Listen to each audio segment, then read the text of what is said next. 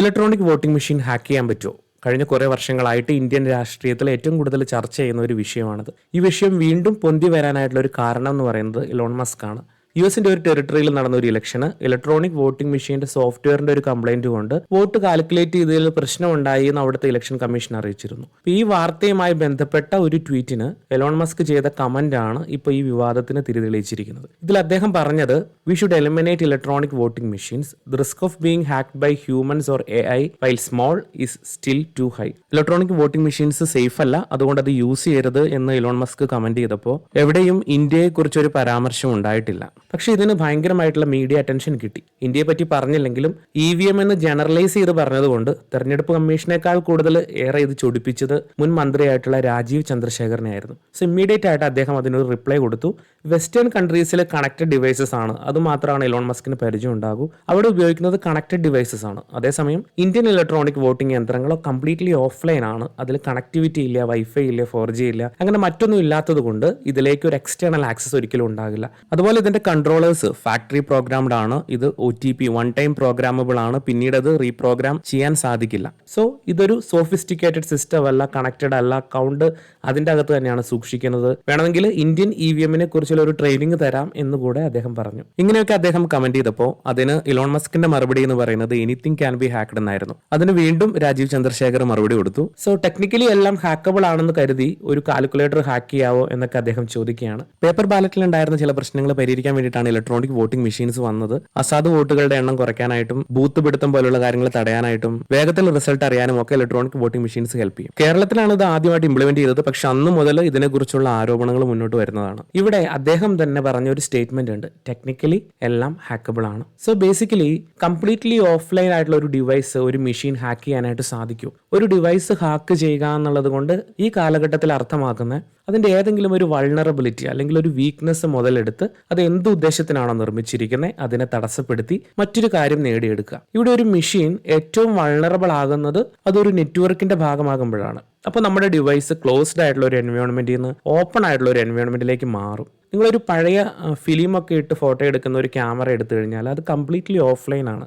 അതിലെടുത്ത picture ആ ഫിലിമിൽ പതിഞ്ഞിട്ടുണ്ടാവും. അത് ആ ഫോട്ടോ എടുത്ത ആളുടെ കയ്യിൽ മാത്രമേ ഉണ്ടാകൂ, വേറെ ആർക്കും അതിൽ ആക്സസ് ഇല്ല. പക്ഷെ ഇന്ന് നമ്മളൊരു ക്യാമറയിൽ എടുക്കുന്ന ഫോട്ടോ വൈഫൈ വഴിയായിട്ട് ഡയറക്റ്റ് ഒരു ക്ലൗഡിലേക്ക് ബാക്കപ്പ് ചെയ്യാനായിട്ട് സാധിക്കും. സോ അത് ഒരു നെറ്റ്വർക്കിന്റെ ഭാഗമായി നമ്മുടെ കൺട്രോളിൽ നിന്ന് പുറത്തേക്ക് പോയി. കൂടുതൽ ഓൺലൈൻ ആകും തോറും അത് കൂടുതൽ വൾണറബിൾ ആകുന്നു, കൂടുതൽ വീക്ക് ആകുന്നു. പക്ഷെ ഓഫ്ലൈൻ്റെ കാര്യത്തിൽ ഈ പ്രശ്നമില്ല എന്ന് കരുതിയിട്ട് ഓഫ്ലൈൻ കംപ്ലീറ്റ്ലി സേഫ് ആയിട്ടുള്ള ഒരു സിസ്റ്റം ആണെന്നും പറയാൻ പറ്റില്ല. അദ്ദേഹം ചോദിച്ചതുപോലെ ഒരു കാൽക്കുലേറ്റർ ആരെങ്കിലും ഹാക്ക് ചെയ്യോ? ഒരു കാൽക്കുലേറ്റർ ഹാക്ക് ചെയ്യുന്നത് കൊണ്ട് ഒരാൾക്ക് പ്രത്യേകിച്ച് യൂസ് ഒന്നും ഉണ്ടാവാൻ സാധ്യതയില്ല. അങ്ങനെ ഉണ്ടെങ്കിൽ ഒരുപക്ഷെ ഒരാൾ അതിനെ അറ്റംപ്റ്റ് ചെയ്യാനും അത് സക്സസ് ആവാനും സാധ്യതയുണ്ട്. ബേസിക്കലി മെഷീൻസ് എന്ന് പറയുന്നത് IQ ഇല്ലാത്ത ഉപകരണങ്ങൾ മാത്രമാണ്. അതിലേക്ക് കൊടുക്കുന്ന ഇൻസ്ട്രക്ഷൻസ് എന്താണോ അതിനനുസരിച്ചുള്ള മാനിപ്പുലേഷൻ അത് നടത്തും, അത്രയേ ഉള്ളൂ. ബേസിക്കലി ഇത്തരത്തിലുള്ള ഏതൊരു ഡിവൈസും അതിന്റെ അകത്ത് ഒരു ആപ്ലിക്കേഷൻ എക്സിക്യൂട്ട് ആവുന്നുണ്ട്. ഒരു ഹ്യൂമൻ എഴുതി കമ്പൈൽ ചെയ്ത് ബിൽഡ് ചെയ്ത് വെച്ച ഒരു കോഡ് അതിന്റെ അകത്ത് നിന്ന് എക്സിക്യൂട്ട് ആവുന്നുണ്ട്. സോ ഒരു കൺട്രോളറിൽ ആ ചിപ്പിന്റെ അകത്ത് എംബഡ് ചെയ്തിരിക്കുന്ന ഒരു കോഡ് എന്ന് പറയുന്നത് മെഷീൻ കോഡാണ്.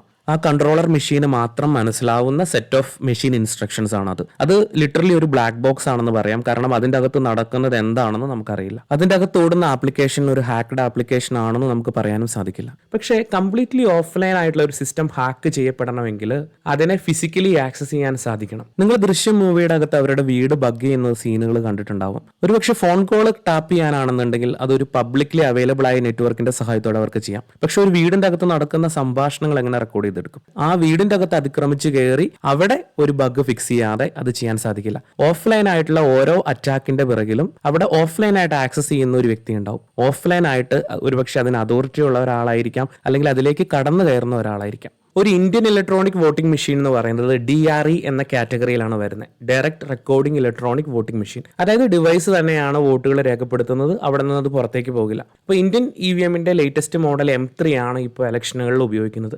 ഇത് മിനിസ്ട്രി ഓഫ് ഡിഫൻസിന്റെ കീഴിലുള്ള ഭാരത് ഇലക്ട്രോണിക് ലിമിറ്റഡ് BEL, അതുപോലെ അറ്റോമിക് എനർജി ഡിപ്പാർട്ട്മെന്റിന്റെ കീഴിലുള്ള electronics corporation of India limited ECIL, ഈ രണ്ട് പൊതുമേഖലാ സ്ഥാപനങ്ങളാണ് ഇത് രൂപകൽപ്പന ചെയ്ത് നിർമ്മിക്കുന്നത്. സ്ട്രിക്റ്റ് ആയിട്ടും ഇന്ത്യൻ തെരഞ്ഞെടുപ്പ് കമ്മീഷൻ രൂപീകരിച്ചിട്ടുള്ള ഒരു വിദഗ്ധ സമിതിയുടെ മാർഗനിർദ്ദേശം അനുസരിച്ചാണ് ഇത് വർക്ക് ചെയ്യുന്നത്. ഇതിന്റെ തുടക്കത്തിൽ ഇതിലൊരു കൺട്രോൾ യൂണിറ്റും ബാലറ്റ് യൂണിറ്റും മാത്രമായിരുന്നു ഉണ്ടായിരുന്നത്. പിന്നീട് ഇതിനൊരു ട്രാൻസ്പെറൻസിക്ക് വേണ്ടിയിട്ട് voter verifiable paper audit trail എന്നുള്ള VVPAT എന്നുള്ള ഒരു യൂണിറ്റ് കൂടെ ചേർത്തു. ഈ 3 യൂണിറ്റുകൾ ചേർന്നിട്ടാണ് ഒരു ഇന്ത്യയിലെ ഇലക്ട്രോണിക് വോട്ടിംഗ് മെഷീൻ ഫോം ചെയ്തിട്ടുള്ളത്. ഇതിൽ കൺട്രോൾ യൂണിറ്റ് ആണ് തീരുമാനിക്കുന്നത് ബാലറ്റ് യൂണിറ്റ് ഒരു വോട്ട് രേഖപ്പെടുത്താനായിട്ട് റെഡി ആയോ ഇല്ലയോ എന്നുള്ളത്.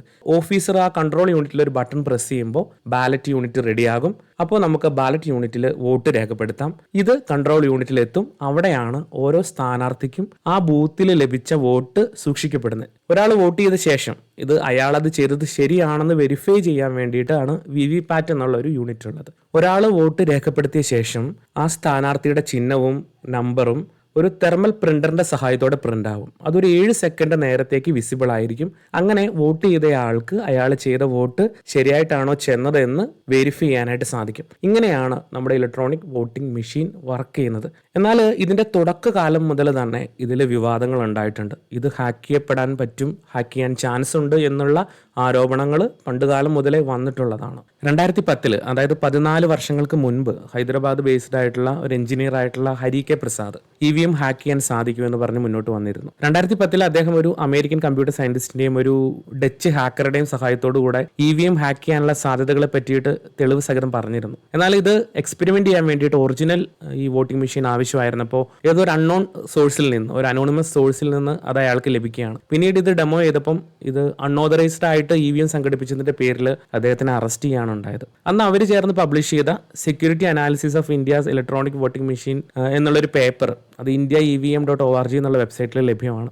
ഇപ്പോഴത്തെ EVMന്റെ പഴയ വെർഷനിലാണ് അവരിത് ഡെമോൺസ്ട്രേറ്റ് ചെയ്തത്. അതിൽ അവർ 2 മാർഗങ്ങളാണ് ട്രൈ ചെയ്തത്. ഒന്ന് ഡിസ്ഹോണസ്റ്റ് ഡിസ്പ്ലേ അറ്റാക്ക്, അതായത് ഒരു ഫേക്ക് ഡിസ്പ്ലേ ഉണ്ടാക്കുക. EVMന്റെ ഡിസ്പ്ലേ മാറ്റിയിട്ട് അതേപോലെ തന്നെയുള്ള മറ്റൊരു ഡിസ്പ്ലേ വെച്ചിട്ട് അതിലൊരു എക്സ്ട്രാ കൺട്രോളറും ബ്ലൂടൂത്തിന്റെ ഒരു മൊഡ്യൂളൊക്കെ വെച്ചിട്ട് അതിന്റെ സഹായത്തോടു കൂടെ വയർലെസ് ആയിട്ട് ഡിസ്പ്ലേയിൽ കാണിക്കുന്ന വാല്യൂസ് മാനിപ്പുലേറ്റ് ചെയ്യുക. രണ്ടാമത്തേത് മെമ്മറി അറ്റാക്ക് ആയിരുന്നു. ഒരു ഇലക്ട്രോണിക് വോട്ടിംഗ് മെഷീന്റെ പ്രധാന കമ്പോണൻസ് എന്ന് പറയുന്നത് ഒന്ന് അതിന്റെ മൈക്രോ കൺട്രോളർ ആണ്. 2 EEPROM electronically erasable programmable read only memory. ഇതിൽ മൈക്രോ കൺട്രോളറിന്റെ അകത്താണ് ഈ വോട്ടിംഗ് മെഷീൻ പ്രവർത്തിക്കുന്ന സോഫ്റ്റ്വെയർ, അതായത് അതിന്റെ ഫേംവെയർ ഉള്ളത്. EEPROMന്റെ അകത്താണ് വോട്ട് ചെയ്ത ഡാറ്റ സ്റ്റോർ ചെയ്യുന്നത്. 2 EEPROM ഉണ്ട്. അതിൽ 2ലും സെയിം ഡാറ്റയാണ് സ്റ്റോർ ചെയ്തേക്കുന്നത്. ഒന്നിലെ മിസ്സായാൽ അടുത്തതിൽ കിട്ടാൻ വേണ്ടിയിട്ട് മിറർ ചെയ്ത് സെയിം ഡാറ്റയാണ് 2 EEPROMന്റെ അകത്ത് ഉണ്ടാവുന്നത്. ഇതിന്റെ അകത്ത് ഒരു clip on memory manipulator attack വഴി ഒരു ഡിവൈസ് കണക്ട് ചെയ്തിട്ട് ഒരു റോട്ടറി സ്വിച്ച് വഴിയായിട്ട് അവർ ഉദ്ദേശിക്കുന്ന കാൻഡിഡേറ്റിന് അഗെയിൻസ്റ്റ് ആയിട്ട് ഡാറ്റ ഓൾട്ടർ ചെയ്യാനായിട്ടായിരുന്നു അവർ ഡെമോൺസ്ട്രേറ്റ് ചെയ്തത്. ഒരു സീരിയൽ കേബിൾ വഴിയായിട്ട് കമ്പ്യൂട്ടറിലേക്ക് കണക്ട് ചെയ്ത് കഴിഞ്ഞാൽ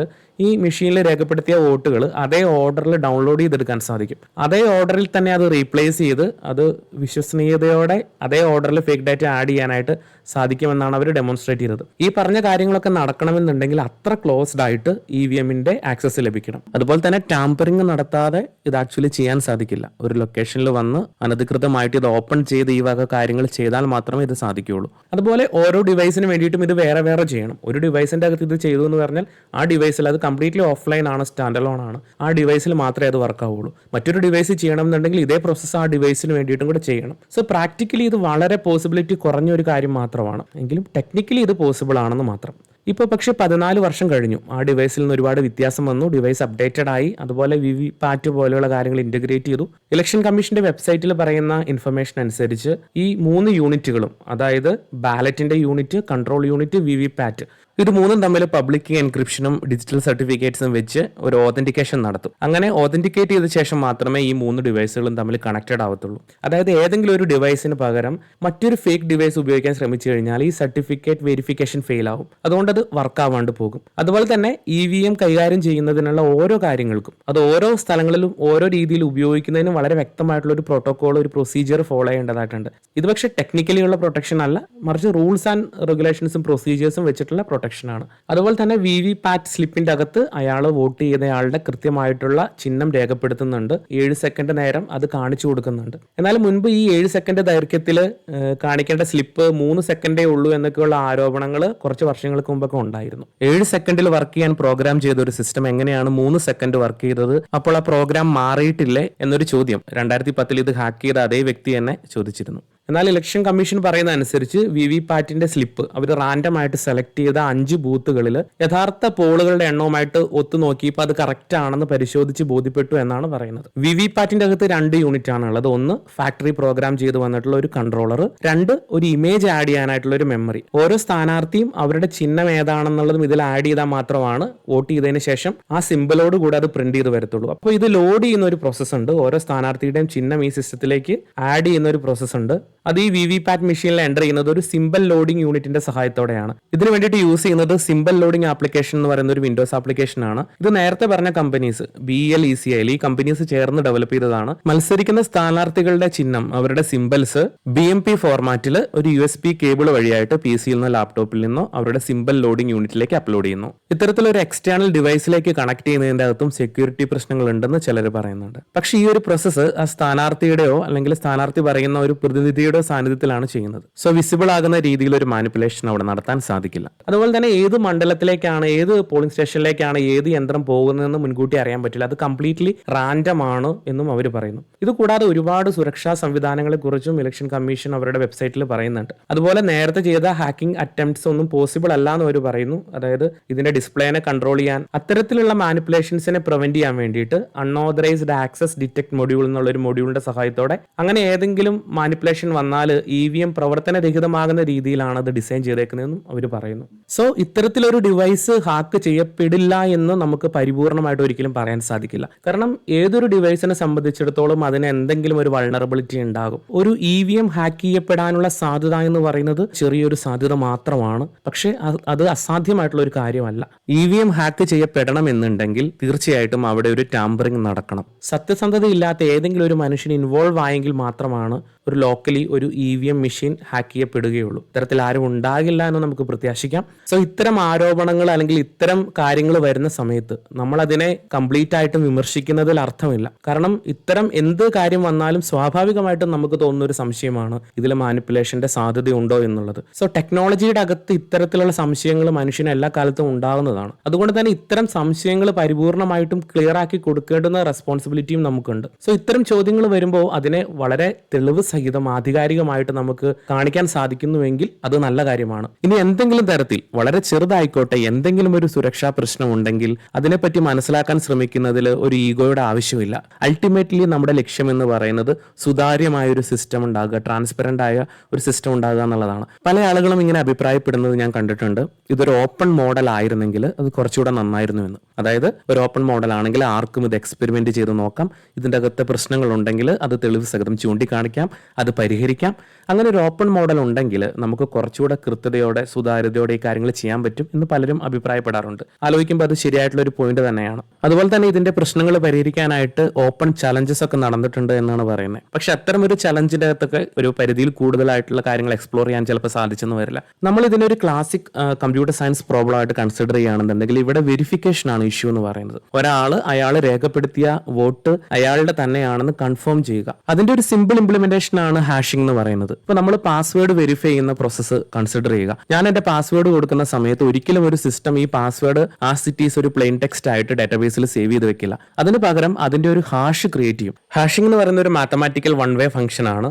ഞാൻ എന്റെ പാസ്വേഡിന് ഒരു ഹാഷ് ക്രിയേറ്റ് ചെയ്ത് കഴിഞ്ഞാൽ അത് എല്ലാ സമയത്തും ഒരേ ഹാഷ് തന്നെയാണ് ജനറേറ്റ് ചെയ്യുന്നത്. അപ്പൊ ഈ ഹാഷ് ആയിരിക്കും നമ്മുടെ DBയിൽ സ്റ്റോർ ചെയ്യുന്നത്. ഒരു ഹാഷ് വൺ വേ ആയതുകൊണ്ട് അത് റിവേഴ്സ് ചെയ്യാൻ പറ്റത്തില്ല. അതുകൊണ്ട് ഒരു ഹാഷ് സ്റ്റോർ ചെയ്ത് കഴിഞ്ഞാൽ ഈ ഹാഷിൽ നിന്ന് തിരിച്ച് എന്റെ പാസ്വേഡ് ഒരിക്കലും കണ്ടുപിടിക്കാൻ പറ്റില്ല. നെക്സ്റ്റ് ടൈം ഞാൻ പാസ്വേഡ് ടൈപ്പ് ചെയ്യുന്ന സമയത്ത് ആ ടൈപ്പ് ചെയ്ത പാസ്വേഡിന്റെ ഹാഷ് ജനറേറ്റ് ചെയ്യും. ഈ രണ്ട് ഹാഷുകൾ കൂടെ തമ്മിൽ കമ്പയർ ചെയ്തിട്ടാണ് എന്നെ വെരിഫൈ ചെയ്ത് സിസ്റ്റത്തിന്റെ അകത്തേക്ക് ലോഗിൻ ചെയ്ത് കയറ്റുന്നത്. ഇതേ ഐഡിയ തന്നെയാണ് നമ്മൾ നോർമലി വെരിഫിക്കേഷൻ എല്ലായിടത്തും യൂസ് ചെയ്യുന്നത്. ഉദാഹരണത്തിന് നമ്മളൊരു സൈറ്റിൽ പോയിട്ട് ഒരു ഫയൽ ഡൗൺലോഡ് ചെയ്യാണ്. നമ്മൾ ഡൗൺലോഡ് ചെയ്ത് കിട്ടിയ ഫയൽ ഈ ഒറിജിനലി സൈറ്റിൽ കിടക്കുന്ന ഫയൽ തന്നെയാണെന്ന് എങ്ങനെ വെരിഫൈ ചെയ്യും? അതിന് അവർ ഈ ഫയൽ പബ്ലിഷ് ചെയ്യുന്ന കൂട്ടത്തിൽ അതിന്റെ ഹാഷ് കൂടെ പബ്ലിഷ് ചെയ്യും. അപ്പൊ നമ്മൾ ഡൗൺലോഡ് ചെയ്ത ശേഷം ഇതിന്റെ ഹാഷ് ജനറേറ്റ് ചെയ്തിട്ട് ഈ ഹാഷുകൾ തമ്മിൽ കമ്പയർ ചെയ്ത് കഴിഞ്ഞാൽ ഇത് സെയിം ആണെങ്കിൽ ഈ ഫയൽ ഒറിജിനൽ ആണ്. ഒരു ചെറിയ ബിറ്റെങ്കിലും മാറിയെങ്കിൽ ഈ ഹാഷ് വാല്യൂ മാറിപ്പോകും. ഇത് അതിന്റെ ചെറിയൊരു എക്സാമ്പിൾ മാത്രമാണ്. ഇത്തരത്തിൽ എൻക്രിപ്ഷൻ യൂസ് ചെയ്ത് നമുക്ക് വെരിഫൈ ചെയ്യാം. ബ്ലോക്ക് ചെയിൻ പോലെയുള്ള ടെക്നോളജീസ് യൂസ് ചെയ്യാം.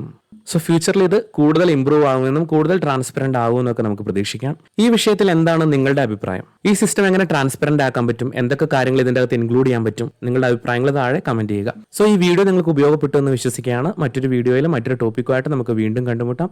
This is Tintu signing off.